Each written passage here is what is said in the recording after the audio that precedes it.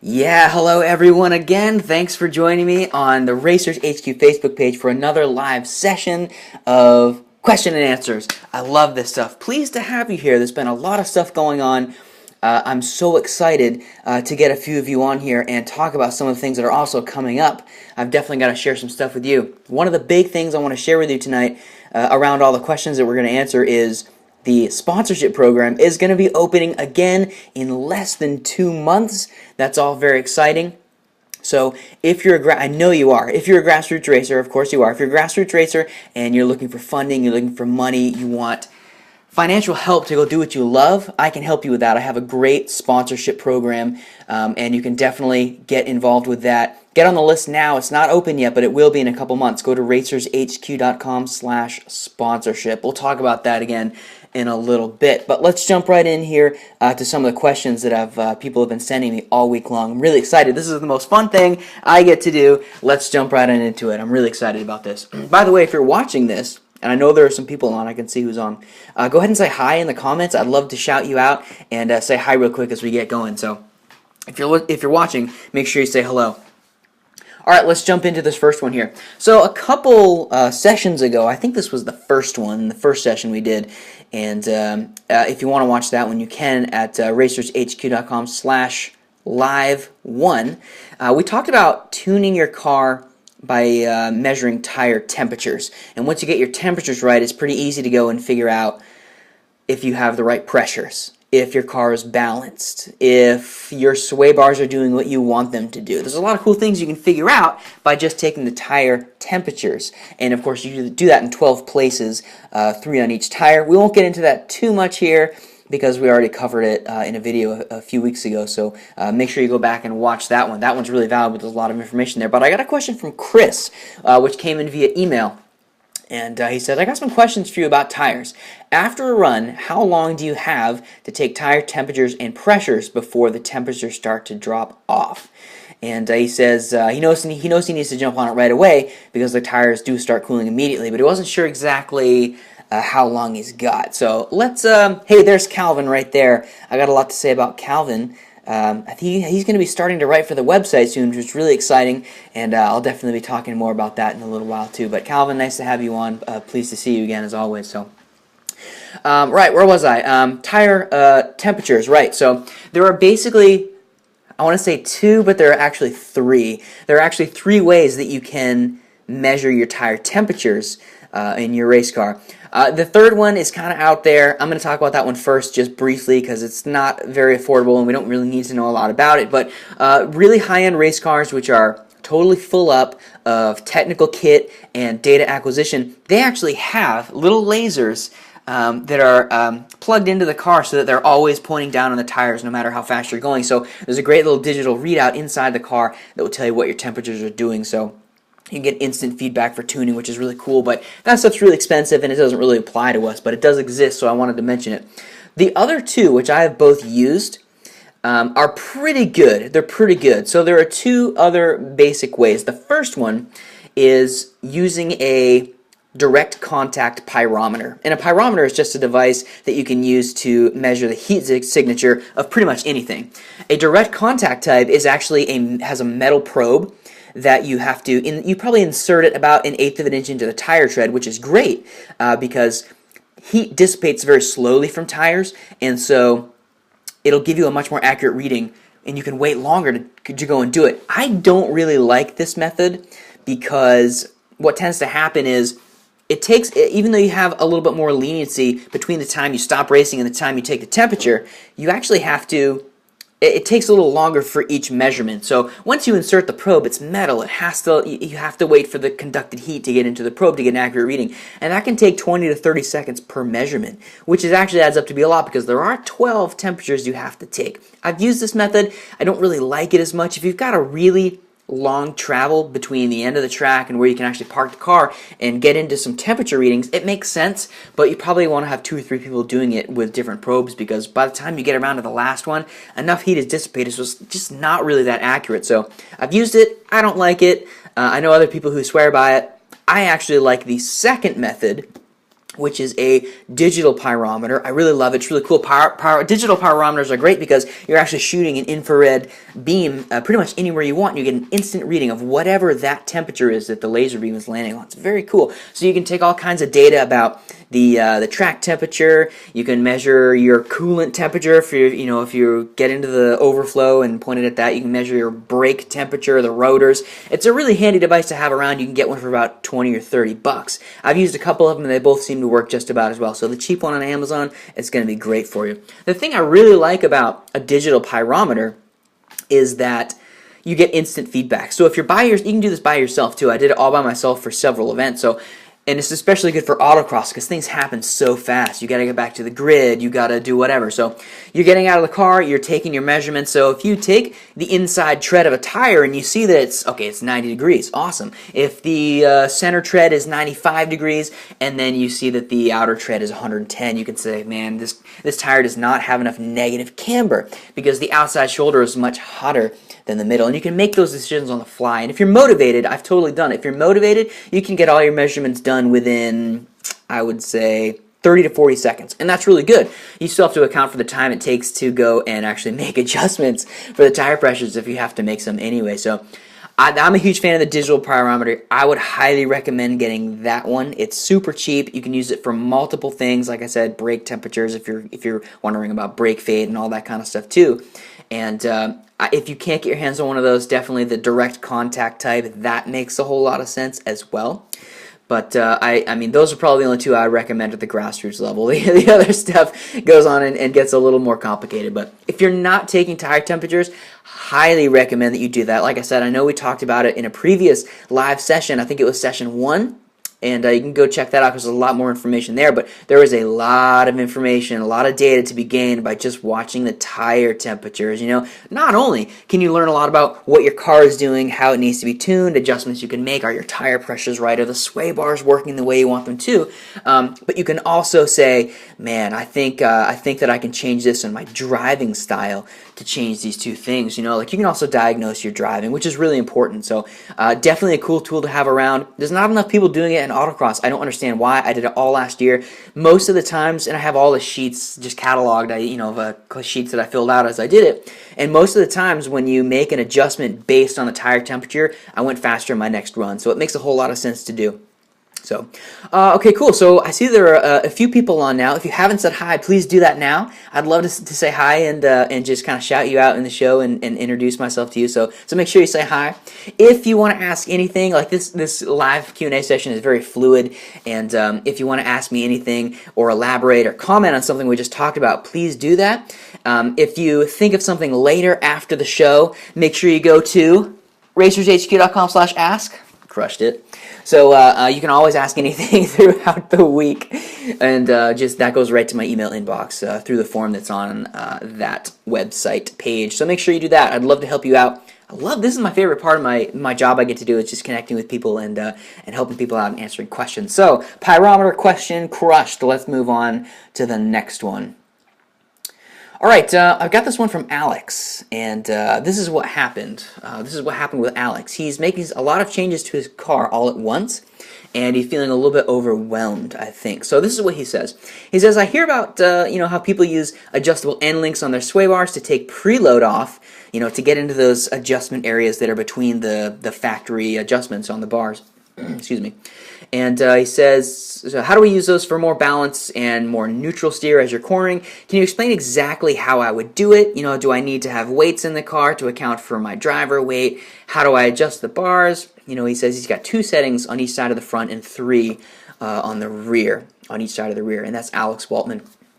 Yeah, there's a lot of stuff going on there, a lot of changes to make all at once. It was crazy, I know if you listen to the Razors HQ podcast, you know that I lent Rick Staley my set of adjustable white line sway bars. We put them on his FRS, and it totally transformed the car. It was absolutely amazing. So definitely something you want to do if you're allowed to, but changing a bunch of things all at once is tricky, and that's why I like street class, because you're only allowed to make, one change to the sway bar. So if it doesn't work, you can go back to where it used to be, or you can make minor adjustments, but it sounds like Alex is a little overwhelmed, and I would say, and by the way, his car is a Miata, which is a really neutral handling car anyway, which is great. I would suggest that no, you don't need to do any type of driver weight simulation while you're installing them or anything like that.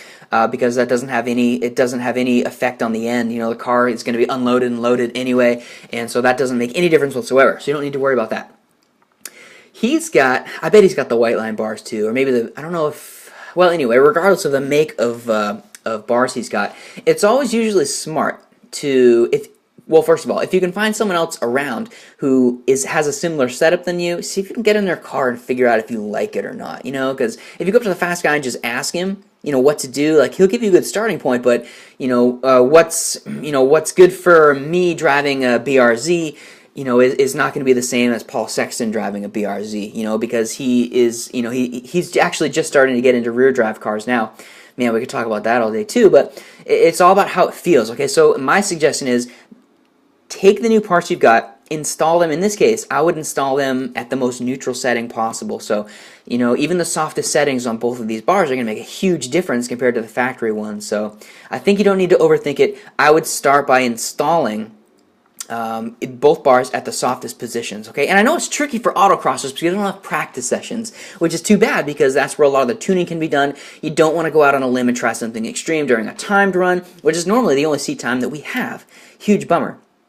Oh, who's this? We've got Rick Altis. Yeah, it's Rick. Yeah, nice to meet you. I saw that you had actually liked the Racers HQ Facebook page, I think, early this morning. I'm definitely paying attention, so nice to meet you, and I'm glad you're here. And Rick, if you see anything that's going on here, make sure you add your comments there if you have something you want to add or ask for clarification about. Put them right in the comments below. We'll try and get to them.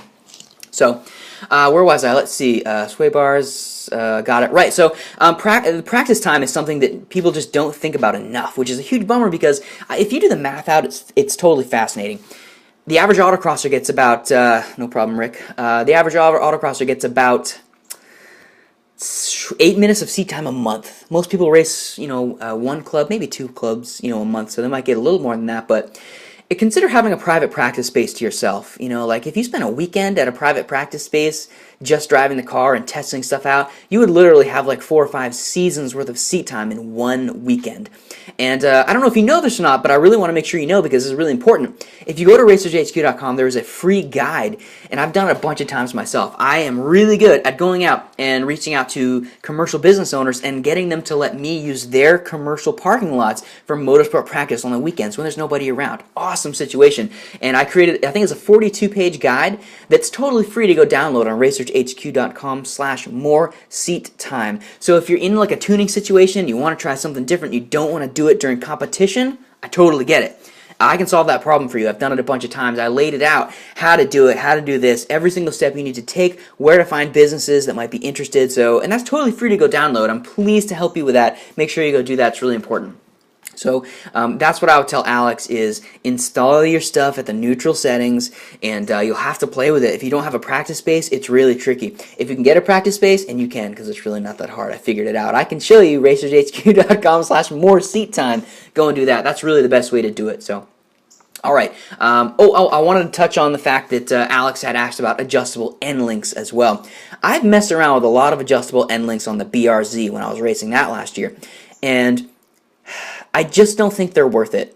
You know, they cost like sometimes upwards of like $160 to get a nice set, and I just don't think they're worth it, especially when you have a bar that has 3 adjustments on either side. It's really hard for me to feel the difference, you know, even from full loose to full tight on the adjustable bar, so I don't think you really need them.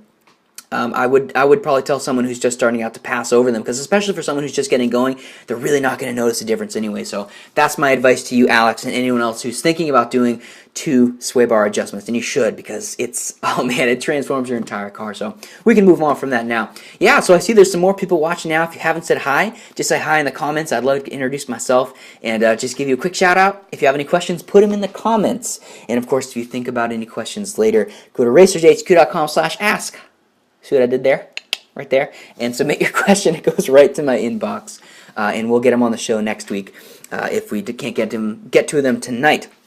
By the way, for those of you who are just joining us now, The sponsorship program is opening in just a couple months. It's all very interesting. I'm the only company out there, proud and pleased to say this, that offers real actual money to help grassroots racers go racing. I have 2 drivers. I've sponsored 2 drivers this year. I gave them several $100s to go racing. Very excited to be in that position where I can help people out.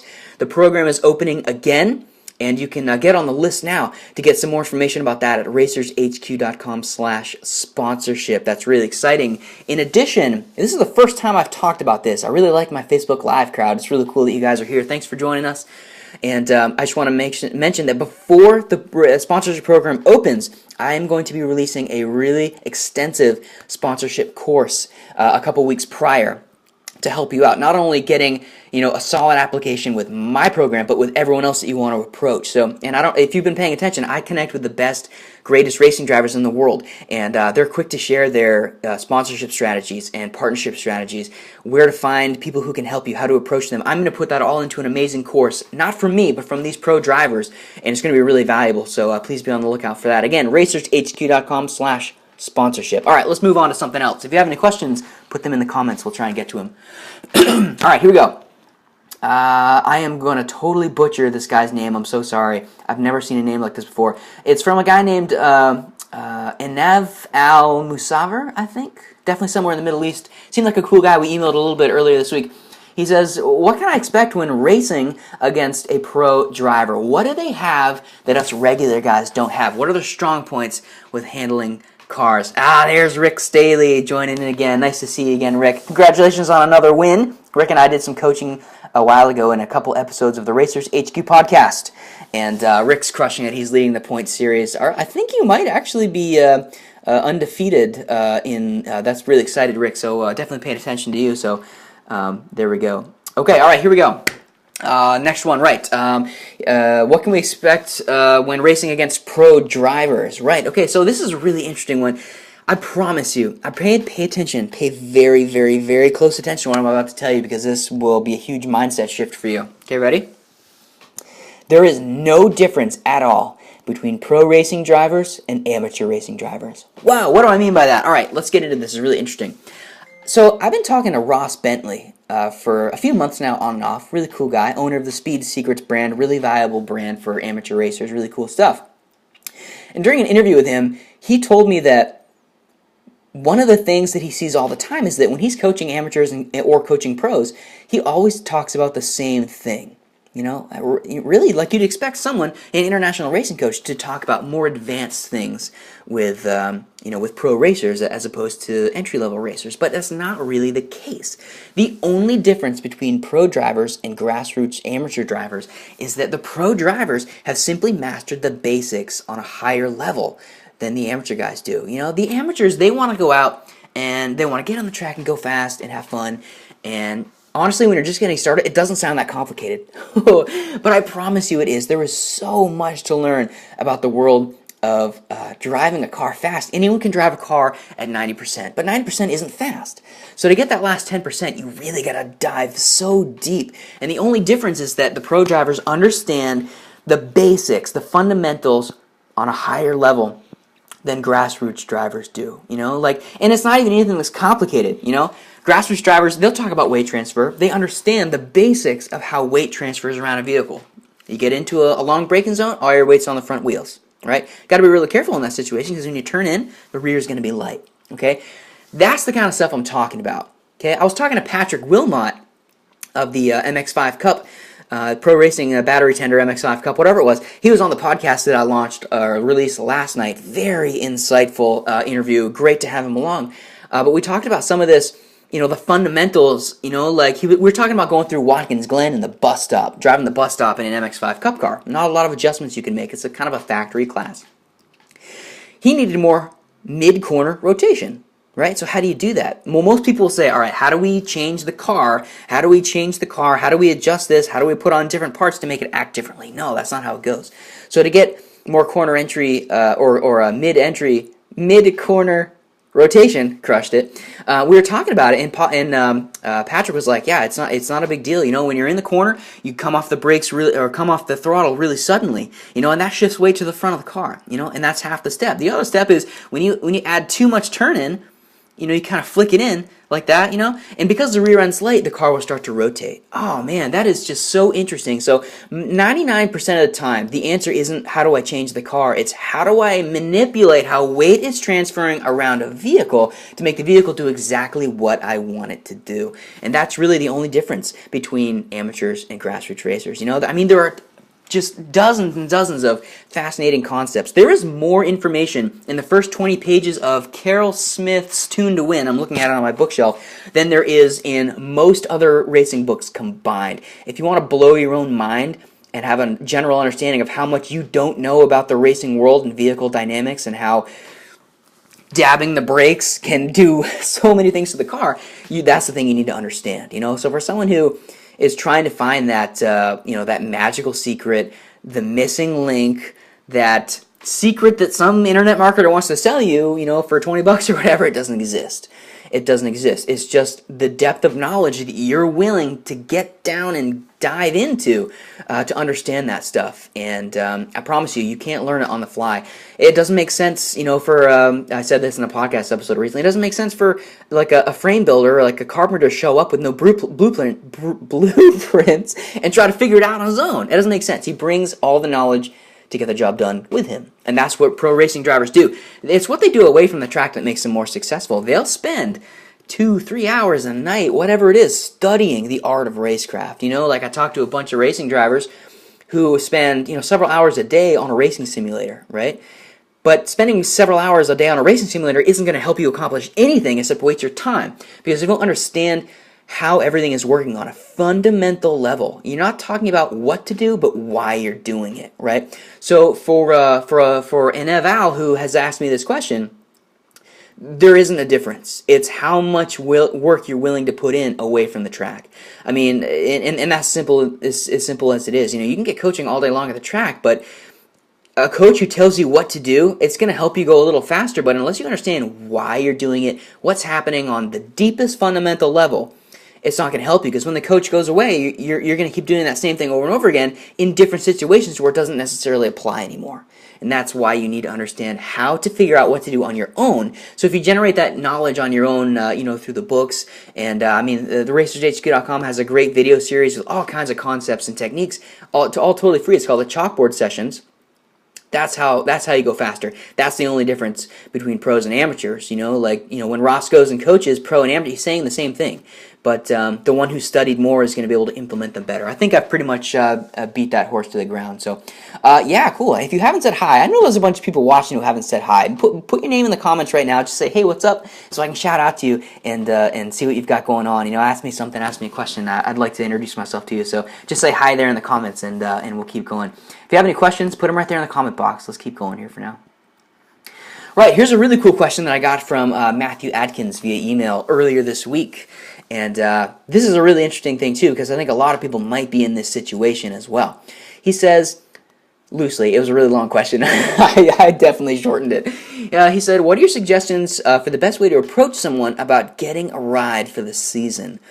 That's really good. See, one of the big problems that a lot of people have is, man, I don't have enough money. I don't have enough money to go and do what I want. And that's what the sponsorship program is all about. That's what the sponsorship course that I'm launching in a couple months is going to help you accomplish. There's Jason Hyde. What's up, my man? Pleased to have you along. For those of you who are in a situation where you don't think you have enough money, you definitely going to want to learn how to get more money, and that's what I'm going to be helping people do in a couple months when that course launches. RacersHQ.com/sponsorship. Get on the list now so I can tell you as things progress on that. So, for someone who doesn't have a lot of experience, it's really hard to land a ride, okay? The biggest problem is that maybe you can't afford a car, the car you have is something you don't want to race, whatever the case may be. But I can tell you there's always a solution to accomplish absolutely anything you want to do. So if that's your biggest problem, you can't find a race car, dude, that's nothing. There is a solution for that. So he asked, what are some of the best ways to approach someone? And he hit me with a bunch of ideas that he had been thinking about. And I love that because I have a small team of people that I work with to produce all this content. And one of the things I've started to do is when someone approaches me with a problem, without any solutions, I say, all right, come back in 10 minutes when you have 2 solutions you can bring to me as well. Because it generates independent thinking, and most times people can solve their own problems. They just don't realize it. So you definitely want to be doing that. So kudos for Matt Adkins for bringing solutions to the table with this as well. For someone who doesn't have a lot of experience, it's hard to approach someone to get a ride, and I'm talking autocross because that's the most common way to get a ride in a race car, because you have to approach the situation by adding 10 times more value than what you want to get. You can get anything you want in this entire world, but you have to give someone 10 times more than what you want to get from them. That's my own personal rule, and it's helped me connect with a lot of people. I've interviewed some of the best drivers ever, Daytona 500 winners, David Higgins, several Pirelli World Challenge winners, Top Gear Stig, all these great things, but it's because I approached them in a way where it's really valuable for them to say yes to me, right? If I approached them and just said, hey, I need you to do this for me. I need you to give me an interview so that I can, share it with my people. They wouldn't give me the time of day. And that makes sense because I don't have time, to do a whole bunch of stuff for free either. So if someone approached me and said, hey, I'm looking for, a ride this year in your autocross car, how can you help me? I wouldn't be very inclined to do much because it's almost like getting a telemarketing call, you know what I'm saying? But if this person came up to me and said, look, I don't have a ton of money, I'm looking for a ride, I saw you were on last year's tires, so let me, I could buy you 2 tires for the season, and I'd be like, okay, that's really cool, what a cool thing that someone could bring to me, and I could be like, all right, well, I'll buy the other tires, and boom, there we are. Have to add value to someone's life before you can ask for something, and that's one thing you can do. Sometimes it's as simple as just saying, hey, look, I'm looking for a ride. Jason Hyde has corrected me, and I'm glad he did because he's absolutely right. His comment says, partnership, not sponsorship. That's true. Gosh, we could talk about that all day. Sponsorship is not free money. It's partnership money. You'll work really hard for it. Jason Hyde, thank you for fixing me on that. Really appreciate it. I gotta stop doing that. I hate that racing cliche, and I just helped further that. Dang it. Anyway, yeah, so it could be as simple as saying, look, hey, man, I'll pay your entry. If you're friends with someone, hey, I'll pay your entry fee. No big deal. Okay, that costs you an extra, $40, $60 to get in a car. No big deal. If you have to buy someone a set of tires for the season, who cares? That's no big deal either, Like, if you're trying to get into racing and, $600 is something you can't afford, you're not doing something right, I promise you. I promise you, you're not doing something right if you want to get into racing and you can't afford $600. There's just something wrong there. In fact, if you're in that situation, you can't come up with a solution, email me right now and I will instantly show you a way where you can get it done. I love generating solutions for people, so that's something I'm always willing to do. So make sure you do that. So the entry fee way is pretty popular. If it's something like nationals, it could be a little bit different, something like that. Like if for someone like me, it's a lot easier now. And once you get 2 or 3 years in, you start winning. People are going to come to you. Like people email me all the time. People I don't know, like I'm in the Northeast, and my brand has a pretty good reach here in the Northeast, which is really cool now. People will reach and they'll say, hey, look, I'm this person, I've got this event coming out, really like to have some help, can you come down and coach me?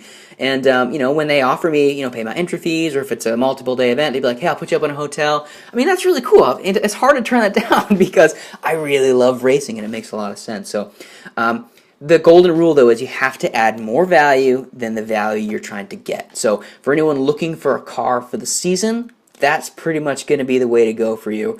Autocross is a really great way to get started, and it's weird that people say no, but don't give them reason to say no. You don't want to be that guy who's trying to get something for nothing. Don't be that guy. Okay, yeah, so cool. That's pretty much all of that. I've got a couple more things I want to say before we wrap it up. So if you've been watching and you've got some other things that you want to include or more corrections for me, Jason Hyde, right? And, put them in the comments right now so we can talk about them before we end the session in a few minutes. So for those of you that are on right now, if you haven't said hi, say hi right now. I'd love to give you a shout, introduce yourself. So there's a really huge thing. The most response that I get at any time of the year is when I open the sponsorship program, because there's no one out there trying to help amateur racing drivers. My sponsorship program is great. I don't give discounts for anything. I don't do any of the weird contingency stuff or whatever. Hey, there's Marty Davis. He says, "What up, sir? Nice to see you." Is that Christy? Christy, how's the Corolla going? That's really cool to see you. It's nice for you to join me. That's really nice. Charlie Baxley, one of my sponsored racing drivers right now, going undefeated this year in the G35. Totally crushing it. Nice to see you, Charlie. Thanks for joining. So there aren't enough companies helping grassroots racers accomplish what they need to do. So that program will be opening up. I don't have a perfect date yet, but it will be within a couple months, and definitely something you want to be paying attention to, because I give real actual money for people to go racing. Charlie, back me up. I gave you money this year. I'm so pleased to do it. You're representing me really well, so nice job on that. But racershq.com/sponsorship. Make sure you get on the list so that you know when this is going to happen, so that you can put yourself out there and try to get some from real free sponsorship money to go racing. Really exciting. In conjunction with that, let me see, Jason Hyde, he just wrote me a novel. There we go. Yes, yeah, I did mention the partnerships in a prior post. Yeah, go on the website right now and learn about. I just did a really long post a couple weeks ago about how sponsorship works and the basic ideas that you need to have to understand. Like I said, with the bringing this up to someone and like I said earlier about getting a ride, you have to add value to people. So that post was largely about that. I think it's 2 or 3 posts back now. But thanks for mentioning that, Jason Hyde. Really appreciate that. That was a really valuable post. Charlie Baxter says, super happy to be part of the team. Super happy to have you on the team. Crushed it. All right. So when the sponsorship program is about to open, it'll be a couple weeks before that program opens. And of course, you'll have to apply. And last year, I got hundreds of applicants. It was a big deal. And it takes me forever to go through them all, but I will. Jason Hyde, love all this. So awesome. Thanks, man. I appreciate the feedback. That's really cool. So I'm going to be launching a course a couple weeks before the sponsorship program opens for new applications. And that's going to teach you everything I've ever learned from all the pro racing drivers I've interviewed. I'm always asking them about sponsorship strategies, partnership strategies. Gosh, he's got me again. Jason's got me again.